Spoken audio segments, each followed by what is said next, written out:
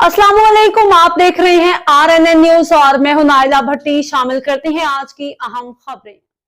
हासिलपुर से खबर शामिल करते हैं। सरदार अल्लाह रखा की रिपोर्ट के मुताबिक हासिलपुर के शहरी सस्ते चिकन के समरात से महरूम। मुकर्ररा सरकारी नरनामे के मुताबिक मुर्गी का गोश्त 385 रुपये फी किलो फरोख्त होना चाहिए, लेकिन दुकानदार 480 से 500 रुपये फी किलो तक फरोख्त कर रहे हैं।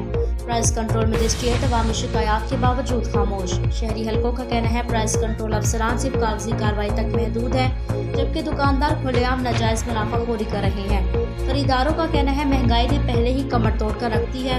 ऐसे में सरकारी रेट लिस्ट के मुताबिक ब्रायलर गोश्त की दमदस्तियाबी ने आवाम की मुश्किलात मजीद इजाफा कर दिया। 1 किलो की कीमत में सफाई करके 900 ग्राम चिकन, कोई चेक एंड बैलेंस मौजूद नहीं। सिविल सोसाइटी और समाजी हलकों ने commissioner Bahawalpur, deputy commissioner Bahawalpur, assistant commissioner Mohammad Hammad Hamid और प्राइस कंट्रोल मजिस्ट्रेट से पूरे नोटिस देने का मुतालबा किया ताकि शहरी सस्ते चिकन से मुस्तफीद हो सके।